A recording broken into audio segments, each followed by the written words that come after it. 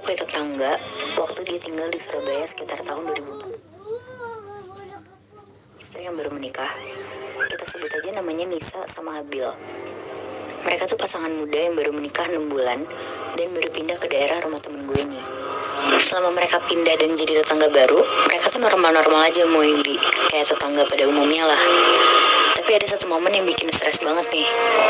Nah ini sekarang gue ceritain nih.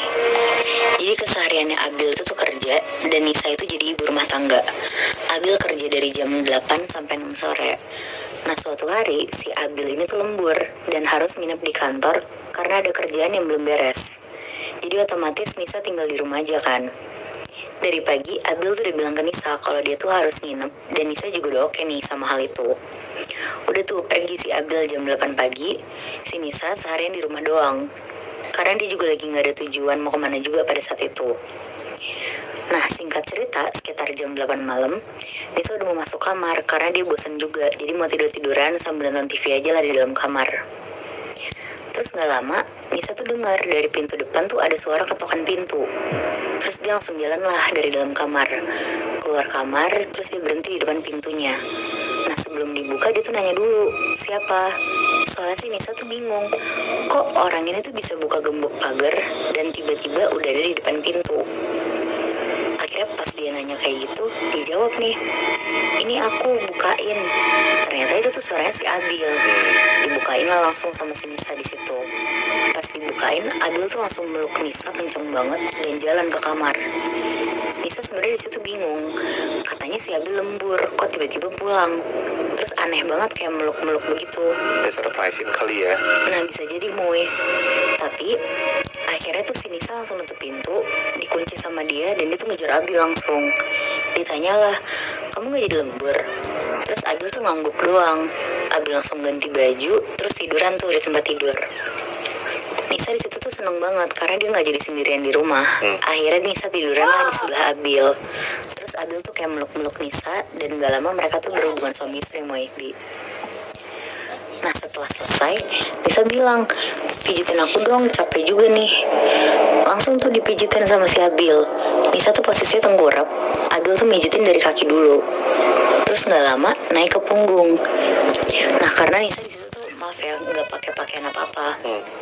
Jadi si Nisa tuh kayak kerasa gitu, kok ada bulu-bulu gitu ya. Terus Nisa nanya, ini pakai apa sih mijitnya, kok ada bulu-bulu? Tapi si Abil terus diem aja.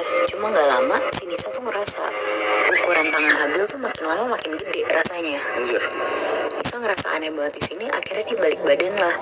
Dan pas Nisa balik badan, Nisa tuh ngeliat kalau yang mijitin dia tuh bukan Abil, tapi sosok besar banget, warna hitam. Matanya tuh besar sambil mulutnya tuh ngeluarin kayak iler gitu ke badannya Nisa. Aduh anjir, genderuwo. Genderuwo Moy, dan itu tuh bau banget. Anjir berarti dia berhubungan seks sama genderuwo. Iya Moy, sama kayak cerita lo tadi. Wow. Di situ Nisa tuh mau teriak pun gak kuat dan akhirnya dia pingsan lah di tempat. Nah besok paginya sekitar jam 8 pagi, Nisa tuh bangun di tempat tidur masih dengan posisi yang sama. Dia kaget banget karena kesiangan dan dengar suara ketokan pintu. Langsung lah dia cepet-cepet pakai baju dan lari buat bukain pintu. Dan pas dibuka Moebi, ternyata itu tuh Abil yang baru pulang kantor. Nisa langsung meluk Abil sambil nangis-nangis dan nanyain kalau semalam tuh Abil atau bukan. Tapi ya bener aja itu tuh bukan Abil Moebi. Abil bilang dia bener baru pulang nih sekarang. Nisa nangis-nangis langsung lah ke si Abil. Dia cerita juga tuh ke Abil kalau dia tuh berhubungan badan sama sosok yang mirip Abil dan tiba-tiba berubah jadi genderuwo. Anjir. Seharian Nisa tuh cuma bisa bengong karena dia shock banget lah sama apa yang terjadi semalam. Abil yang capek karena baru pulang lembur juga masih belum bisa nenangin si Nisa. Jadi Abil tidur dulu lah isi tenaga. Dan malamnya Nisa dengan keadaan yang masih shock tuh akhirnya ditenangin sama Abil. Abil nyuruh Nisa sholat, nenangin diri.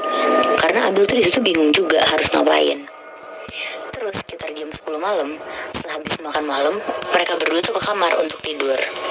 Nisa gak berhenti dipeluk sama Abil sampai tiba-tiba gak lama mereka berdua tuh dengar ada suara ketokan pintu.